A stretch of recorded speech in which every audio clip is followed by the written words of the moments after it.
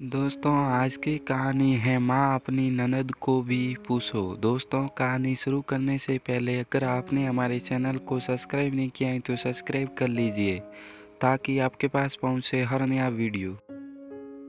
दो बहनें और तीन भाइयों में सबसे बड़ी प्रतिभा अपने घर के सबसे शांत और समझदार बेटी थी।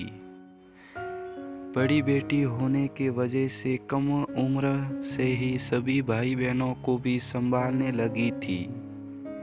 समय के साथ साथ भाई बहन पढ़ लिख कर बड़े हो रहे थे। उम्र के एक मोड़ पर प्रतिभा के पिताजी ने योग्य वर देखकर प्रतिभा के हाथ पीले कर दिए। विवाह के बाद प्रतिभा ससुराल के तौर तरीके में व्यस्त हो गई। प्रतिभा का ससुराल शहर से 35 किलोमीटर दूर दूसरे जिले में था। प्रतिभा की बुआ भी प्रतिभा के ससुराल से 10 घर बाद ही रहती थी।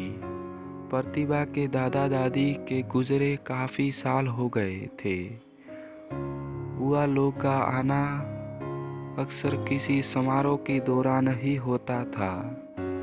प्रतिभा के माँ बाप भी अपने परिवार और बच्चे में काफ़ी व्यस्त रहते। इस वजह से जल्दी बुआ के घर नहीं जाते थे, न ही बुआ जल्दी आ पाती थी।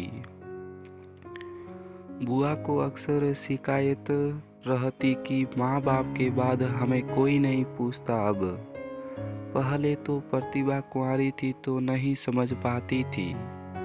अब ससुराल में रिश्ते निभाते हुए सभी की भावनाओं को समझने लगी। इसलिए अपने सौतेर में अपनी नंदों को भरपूर मान सम्मान देने की कोशिश किया करती थी। एक दिन छठ पूजा सम्पन्न होने के बाद प्रतिभा के मोबाइल पर मायके से महक का फोन आया।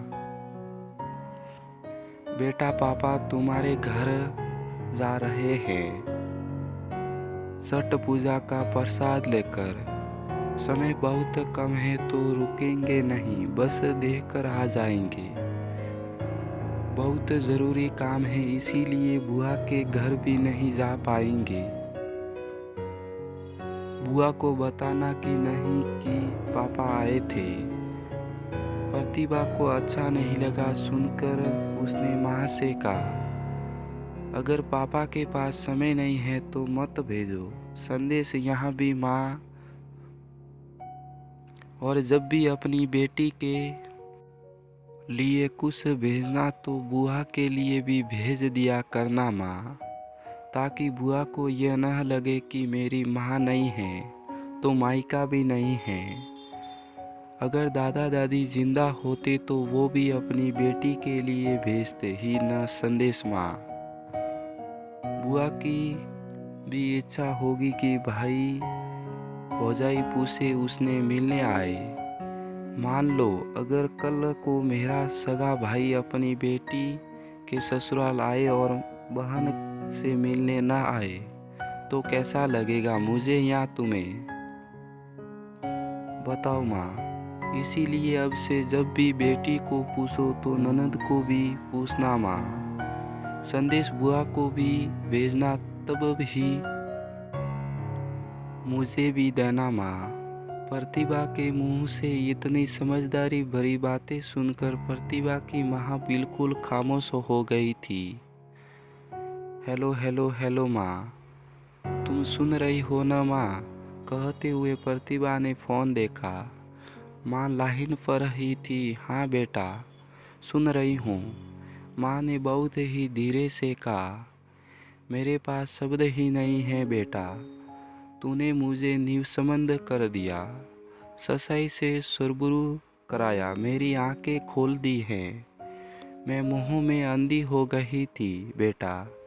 अब से मैं बुआ को भी पूछूंगी तेरे साथ साथ, और संदेश भी भेजूंगी। अगर पापा को समय न मिला तो मैं खुद ही तेरे भाई संग आऊंगी और रोटी ननद को भी मनाऊंगी। चल अब फ़ोन रखती हूँ। कहते हुए माँ बेटी दोनों ने फ़ोन रख दिया। तो दोस्तों इस वीडियो से आपकी क्या राय है इसे कमेंट करके हमारे को ज़रूर बताएं और इस वीडियो को लाइक और शेयर करना बिल्कुल ना भूलें।